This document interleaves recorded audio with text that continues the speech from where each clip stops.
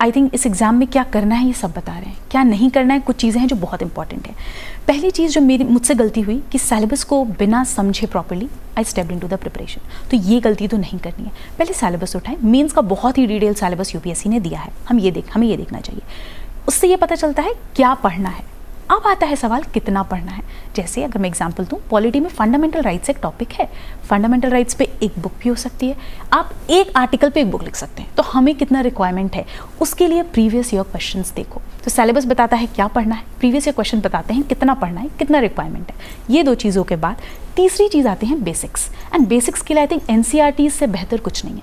अब मैं ये बिल्कुल नहीं कहती कि 6 से 12 की सारी एनसीईआरटी पढ़नी है। कुछ स्पेसिफिक कुछ बेसिक्स हैं जिनको आपको रेफर करना है। बहुत ही limited number of standard books, क्योंकि आई थिंक एक मुझसे जो गलती हुई कि वो मैं बहुत सोर्सेज को रेफर करती थी। अब जिस सब्जेक्ट से डर लग रहा है, जैसे हिस्ट्री वीक है तो हिस्ट्री के लिए मैंने कम से कम 10 किताबें पढ़ ली हैं। आप उसको कंसोलिडेट नहीं कर पाओगे, आप उसको रिवाइज नहीं कर पाओगे, तो अल्टीमेटली उस नॉलेज का कोई यूज़ नहीं है। तो ये भी मैं कहूँगी कि बहुत ही मिनिमम बुक लिस्ट रखो।